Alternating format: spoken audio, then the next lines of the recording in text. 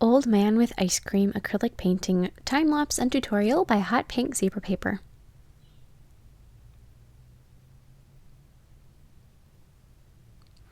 So I'm going to begin. I sketched out my painting on my canvas, and now I'm going to be painting the background with this really pretty aqua sort of light color. And then after that's finished and dried, I'm just going to add a base layer of a nude color paint over his face. And then after that, I'm going to add a second coat of that. I'm just going to start blending in combinations of black, brown, and white paint to start adding the different planes of his face. And as I do this, I don't generally paint people, and so it was a process. I did this as a challenge to myself, and I'll get more into the story in a second as to why I decided to paint this, but in general, I just don't like or enjoy painting people or drawing people, and so this was a challenge and me forcing myself to get out of my comfort zone, which we generally try to stay within our box, so this is me getting out of my box. So that was exciting. But otherwise, as far as painting goes, I was in a restaurant and I was standing next to this old man, and he ordered it was an orange ice cream.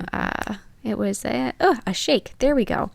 And when his order was up and he got it, and you could tell he was so happy to get it, and just the look on his face and how much joy such a simple thing brought him. It inspired me to paint this old man, and this guy looks nothing like the old man that I saw. This is a combination of several photos that I found, and so, but I don't know, it was such a cool moment to see that, so I decided that I would make a painting to represent that moment.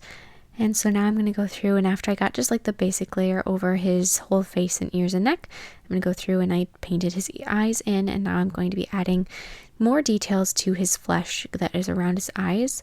And so I'm going to go through and start working out the wrinkles that are around his eyes and just keep going further and out. So I'm going to start right around where his eyes are and do his eyelid, and then start working my way out further and further. And I'm going to go through and do the same thing for the other eye. And I'm using the exact same colors of paint I used before, so that same kind of a flesh tone, and then some white, brown, and black just to add all of the shadows and highlights. And now after I did that, I'm going to be working further out, and I'm going to start at the top of his forehead and work my way down. And I'm going to be adding some age spots, some sunspots, some more wrinkles on his forehead, and then work my way down his nose some more. And I'm also using some diluted white paint just to add some highlights.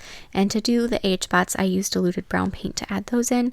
And I don't know, it's at a pretty fast pace here, but generally when I'm painting, I like to use my fingers, which is a little strange. So I'll put the paint down and then I'll sort of blend it out with my fingertip. That's one of my preferred methods, which is a little bit odd. You don't see people doing that very often, but it works for me. So every once in a while you see my hand coming in there and poking around the canvas.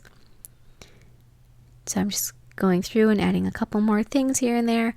And now I'm going to be painting his tongue first with a layer of maroon, and then adding the darker tones with black, and highlighting it with more like a mauve color, and then adding his gums with the same colors. And then I'm going to be painting over his teeth with sort of an antique white color, so like it's just off-white a little bit.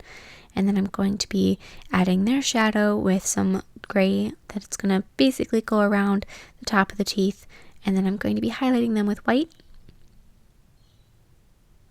And as the teeth get farther back and towards the sides, you're going to want to make them a little bit darker than the ones that are in the front. That's going to help give you some of that depth.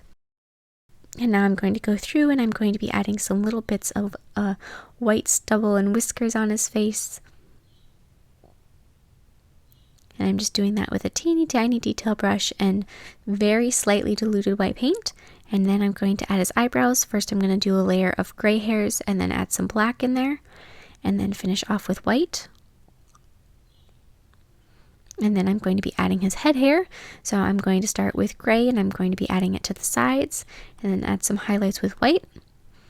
And then I missed the first step of painting his hat, which I just put down sort of a a dark gray or dark blue gray color, and then I'm going to be highlighting it and shadowing it with white and black, and then adding the details with black and white, or white and black. You can say it either way, it doesn't matter. I'm going to be adding the texture of the woven material, and then do some highlights some more, some shadows a little bit, and then I'm going to call that good and shadow underneath his hat and add some little hairs around his hair and fix up that. And now I'm going to be working on his shirt. And so first I'm just going to paint over it with white, and then I'm going to be blending in some gray mostly into the white just to give it some of that texture and some of that material appearance. And doing that around. Sorry, my camera keeps messing with the color. It had a mind of its own at this moment. And then I'm going to go through and add some of the buttons and add some more paint to the collar. And use the same colors for all of this part. And then with diluted black paint, I'm going to go through and just add some more texture to the shirt. More shadows.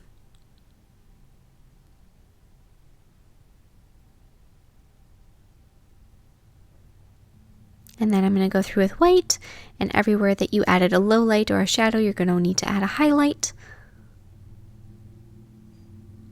And then I'm going to be painting the buttons. And then I'm going to be adding my suspenders with that same dark blue-gray color that I used for his hat. And I'm also going to use that same color on his bow tie.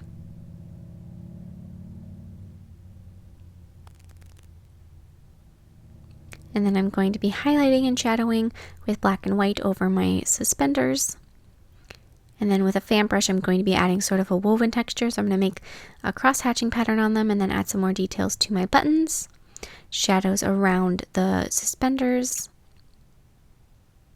and then just a couple little details with black with a small brush, mostly highlighting the thread on the buttons. And then I'm going to go through and I'm going to paint my bow tie, highlighting with white and low lighting it with black, just like everything else. Then add a couple little details with black lines and some more of that woven texture like was on the suspenders with diluted white and black. And then I'm going to be painting my ice cream cone, first going over with a layer of a very, very light yellow. And then I'm going to be blending in some more of an orange color and then brown and adding my little waffle texture. And one thing with the waffle cone is that because they're wrapped up, you don't want it to have a pattern that goes across the entire thing continually. You want there to be a line where you can tell that it was folded around itself. And so at some point, your waffle texture needs to change direction a little bit. And then I'm going to be painting my ice cream cone. I'm going to make it very pink, sort of like it's a bubblegum type flavor. And so I'm going to paint it first with just pink and then do highlighting and low lighting with my favorite black and white. And then after I've got that, I just wanted to go through and add some imperfections to my ice cream cone.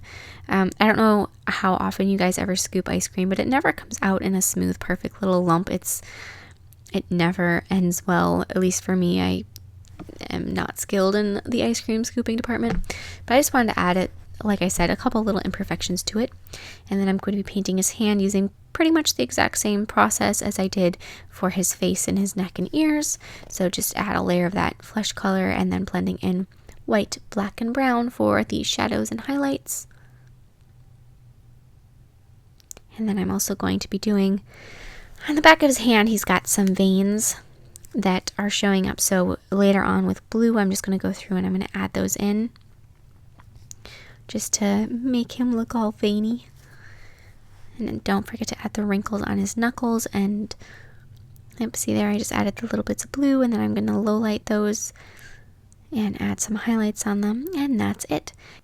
Thank you so much for watching. I hope you like this painting. Please check out my Facebook and Instagram accounts to see all of my other art that I've made. I post everything on there, and I will see you in my next video. Bye!